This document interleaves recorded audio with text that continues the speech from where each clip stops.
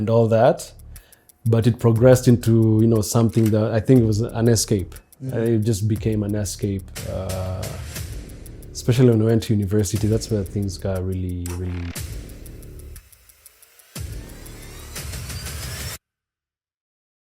All right, this is interview with Gael,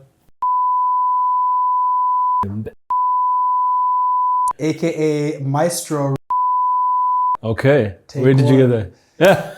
The pen, Maestro with the pen. Oh. You know what I mean? Oh, Maestro. Yeah, I Maestro like with that. the I like pen. that. Okay. I like that. Yeah, I got you. Okay. Hey. All right. So how old are you, Gael? I'm turning 38 this month. Turning End of this 38. month. Okay, Yeah. There's some hesitation there. Okay. Yeah, I was like, hold up. I need to make sure. Yeah. Yeah, 38. 38 years old. 38 years old, man. And your marital status? I'm married. You're married to one woman. To one woman? Yeah. Nice. Monogamy, huh? Yeah. Good stuff. And how long have you been married? So it's been 6 years. 6 years now? Hold up. Yeah, 6 years. 6 years. Yeah, 6 years now. Yeah. And kids?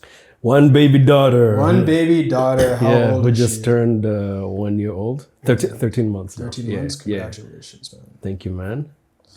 And what do you do for a living? So I'm a copywriter. Copywriter. So Okay. I help online businesses up their sales using by persuading their subscribers with the written word. Yeah. Nice. Yeah.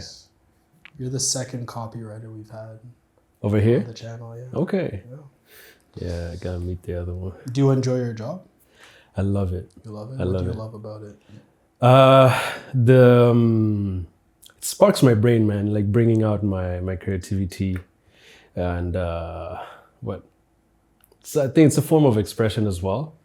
And it's a God-given gift, which he brought to my attention in 2017. And so every time I actually do some copywriting or write a blog or write a story and it has an impact, I'm fulfilled, so I even enjoy the process, I enjoy the process of crafting something, a piece of written work, right? From beginning to the end, and in the end I have something I'm like, oh yeah, like when I read it and I'm like, okay, that sounded good, Yeah. Usually I'll write it, then come back the next day with a fresh mind, just read it. Like if I love it, once I'm like, this is good, it's fulfilling. I'm in a good mood the whole day. Yeah. So yeah, like It's satisfying. very satisfying. Very satisfying. Yeah. Okay. Yeah. Yeah. Okay, cool. Yeah, man. Good stuff. Good stuff. All right. So when we talked earlier, you mentioned partying. So how did you get into partying? Do I remember? Okay. Well, testosterone. Testosterone, that's how you got into it. Teenager, entering my teenage stage, me and the boys in the neighborhood, the boys in the hood. How did we even start? I don't even remember how it started. But I think, it was just hanging with, I think for me it started with being friends with the people I used to play ball with. And these ones were, they used to party a lot. That was around that period because I started to get to know people. And then I got invited to a party too, I believe. And I was like, ooh, Meanwhile, in the neighborhood, me and my boys, we had started experimenting with the weed. So we used to enjoy, like Friday evening or Saturday, and then go to a local joint where they used to sell like food, like chapatis. Chapatis is like flatbread. Okay. Flatbread with nice sauce and chicken, stuff like that. So munchies. Sounds right. Yeah. Munchies. Yeah. So we used to do a lot of that. Play ball, eat, and all that. But as we were getting older and now getting exposed to, one party after the other, it was, It was a roller coaster. it became a roller coaster now, And of course, a big thing. All the music we used to listen to and the music videos we used to watch. And the That's life how we fun. wanted, they're like, Yeah. ooh, okay. That dance move, Friday night. Yeah. Yeah. I'm practicing all week Friday night. Nice. And then, of course, next thing's now sleeping around as well. Sleeping around as well. There's the alcohol. So while I was still in high school, I was still staying at my parents' house. So I moved out when I went to university. This was like 2 hours down south from the capital city, Kigali. And there now it was more of like there was no restriction. Right. How did your dad respond when you were partying at the time? He was good with it. He was chill. He was chill with it. Okay. But also I used to hide my hangovers. You know, I would say I've gone for a party and at least I was grown enough for them to let me go all night as long as I told them where I'm going. Not the exact place, but yeah. But I made sure to hide like the fact that I was drinking a lot and mostly smoking, actually. Smoking was the biggest thing, you know, the smoking, the weed. That I made sure I tried my best to hide. But of course, a parent is a parent, they'll suspect. They'll find Every now and then you'll slip and they'll be like, wow, something's fishy. So, can you tell us what drew you to weed initially? so for me, it started just a friend in the neighborhood who introduced it to us just like that. And we were like, oh, let's try it. And it felt good. It felt good. We used to laugh a lot and things like that. So it started off as a casual thing, just for fun and all that. But it progressed into, you know, something that I think it was an escape. It just became an escape. Especially when I went to university, that's where things got really, really. Hi, my name is Stefan Alexis, conceptual photographer turned YouTuber and the creator of Fatherly Advice. Now, this channel was created to help men of God fill the gap in a world of fatherlessness. On this channel, you'll find fathers from all walks of life share their insights and advice on some of life's greatest challenges. If you'd like to support what we do, you can check out our Patreon where you can find full-length interviews, behind-the-scenes content, my thoughts on the conversations, and much more. You can also support us by liking, commenting, subscribing, and sharing this content to the people that need it the most. So many of us suffer in silence, and you don't know who you could impact with a few simple clicks. Lastly, if you'd like to be a part of this channel, you can check out the description below where you can find instructions on how to contact us. And yeah, that's it for now. Enjoy the rest of the conversation. You know, it became too much, right? I believe, yeah, it was an escape, just having no purpose in life. And of course, with the lifestyle we were living, there came a lot of, you know, heartbreak, you know, unnecessary heartbreak, and just consequences of the bad choices, you know? Yeah, actually, even, I think, yeah, my first year at university, I had to repeat it. I failed it. Off of 1 point, French class. Really? Yeah. One I was point, like, man? you They couldn't know? give you the point? Bro. Wow. Yeah.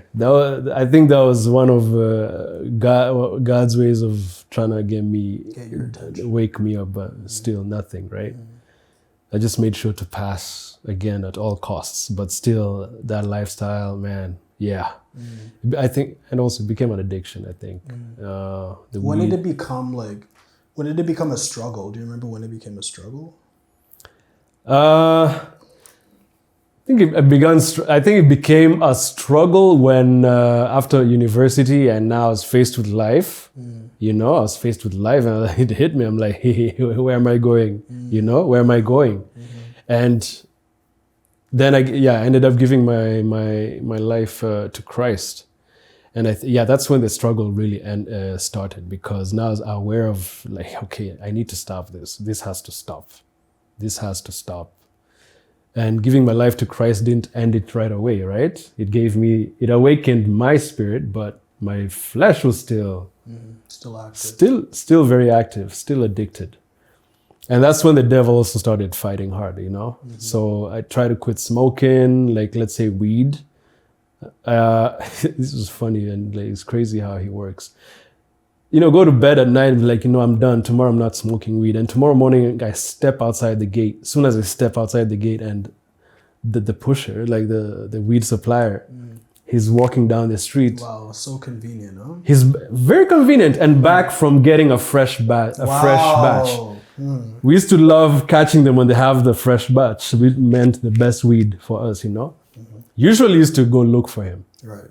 But always, it didn't happen once, it didn't happen twice. Right. Always like, I'm done. Step out the gate the next morning, he's right there. Hey, Gael, I got something for you. I'm like, Lord have mercy. whew, I gotta try this one. It's a new one. Okay, you know? Yeah.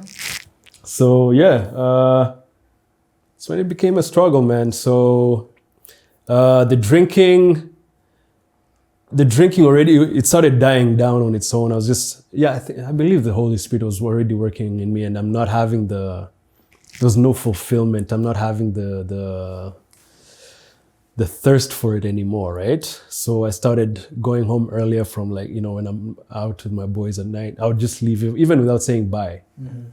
Just in a moment, and I'm like, you know, I'm done. And I just stand up.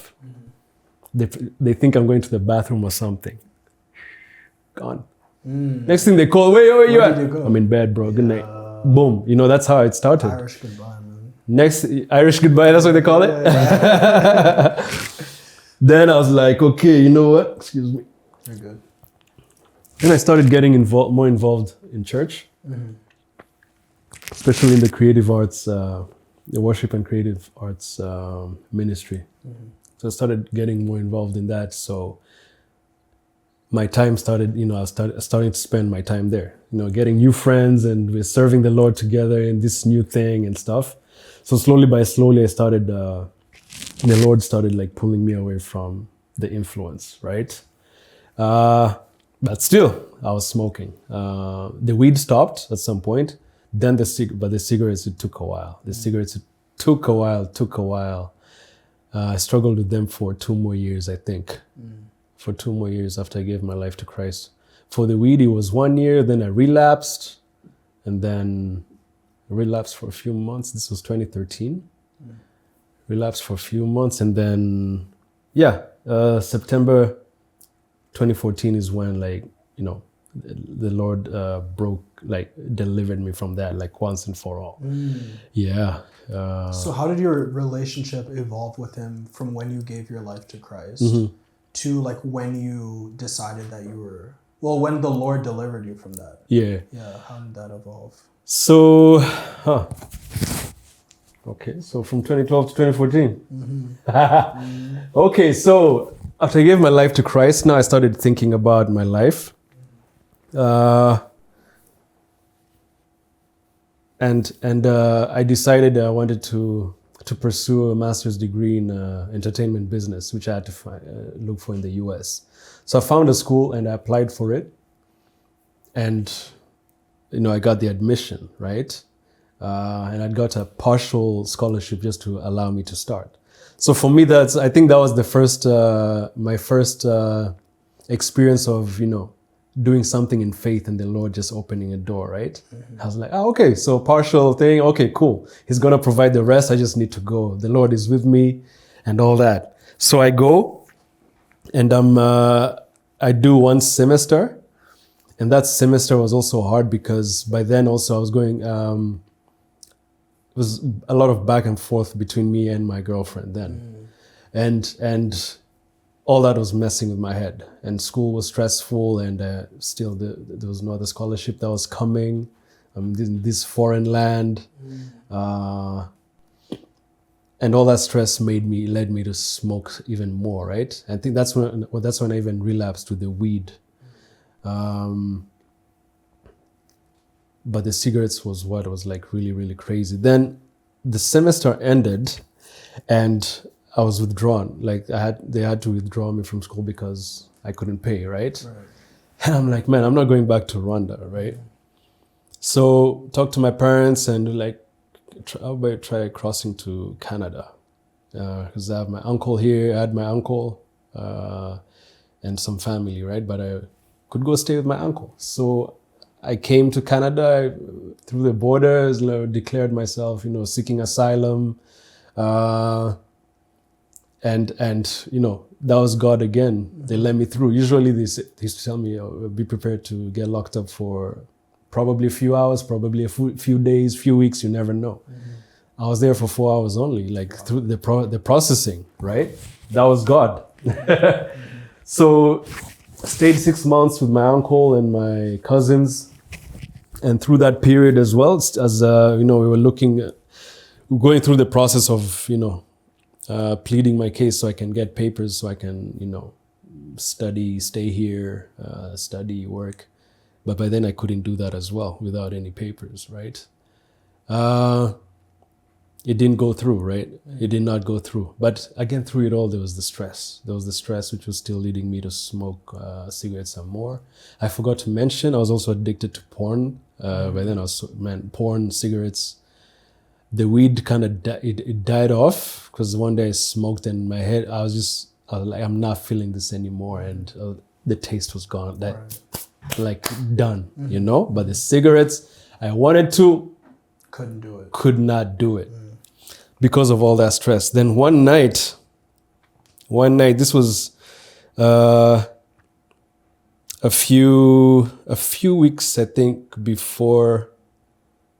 It was actually, like a month before I was deported back to Rwanda. So it's August 2014. That's when the Lord delivered me. Yeah, so August, not September. August, one night, I was just done. Defeated, like I felt defeated. I was like, Lord, I've been fighting this for so long. You have the power. You have the power, so do it, because I'm done. I'm done trying, you know? Your own strength. I'm done. So, Lord, deliver me from this, because I cannot do it. You have the power. Please do it. Next day, I wake up. I go about my day until the evening. That's when it hit me, man. I'm like, wait. No cravings, no nothing. I hadn't even thought of it. Wow. Not a thought. I like, wait, I did not even now as I think of it, Lord, thank you. Yeah, for real. You know, it's like, wow, you did it. Yeah, it's like a miracle. He did it. Never smoked a cigarette 10 years now. Wow. Bro. Yeah, it's a miracle. 10 years, right? Yeah, we're still in 2024. Yeah, 10 years, bro. What, like just like that. Just like that. Total surrender. So that's how, I believe that was the lesson. You cannot do it by your own strength. Like, give it to me. Surrender it to me. And I'll do it, right? Yeah, so that's how he delivered me from the smoking. Yeah. I believe in the weed was his work in me as well. For sure. Yeah, because that also it just died off. Like, I don't like this anymore. The taste of it was gone. I don't like this anymore, you know? Yeah. Yeah. Wow. Okay, that's good. Thank you. Thank you for sharing that. How do you think, we'll talk about cigarette smoke, how cigarette smoke and weed could affect your role as a father. So maybe we'll go to weed first. How could it affect my role as a father? Yeah, how could it affect someone's role as a father? That's a very good question, my guy. Hey, man. That's a very good question, man. It's my job, bro. Yo.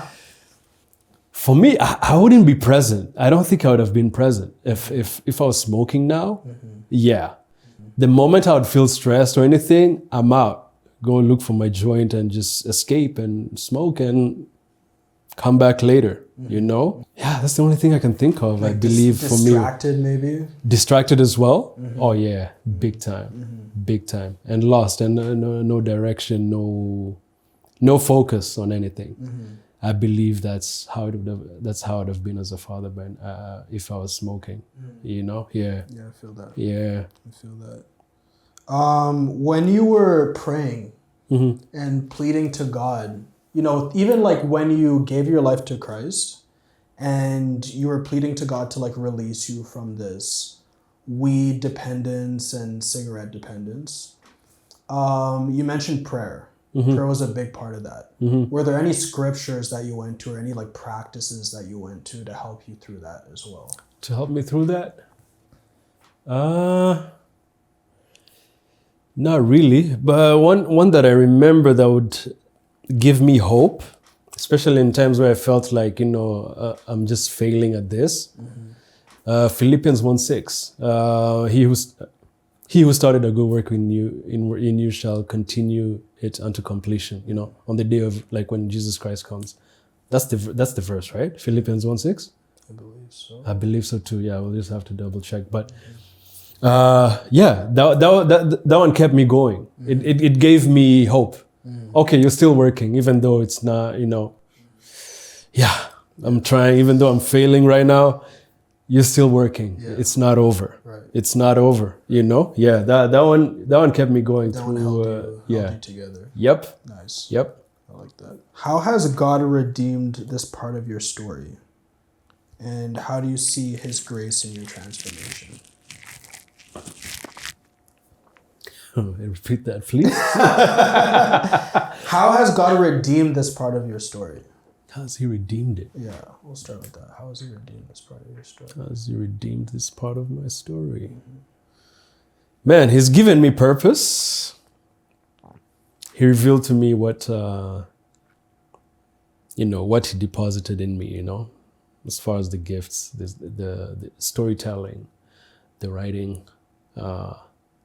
is giving me a purpose, right? And also as life goes on, he continues showing me what he created me for, right? And now I really feel like that there's a sense of direction.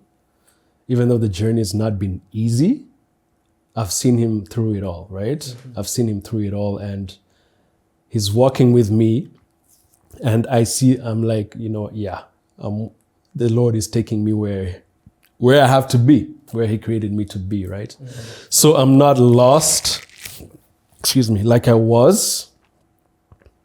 I have purpose now, And that purpose includes also, I'm a husband, and I'm a father too, true. Mm-hmm.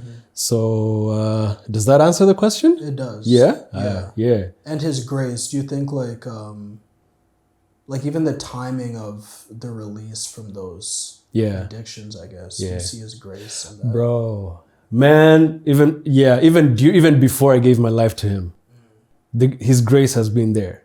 His grace has been there. Bro, like I look back at those years, they feel like a bad dream. It doesn't feel like it was real, Like did I actually really go through all that? Right. I was not in my right mind. How did I go through that? Through grace. I know some people from a guy in university, some people who got HIV. Wow. I didn't do anything different than them. Yeah. I didn't do anything different than them. Yeah. But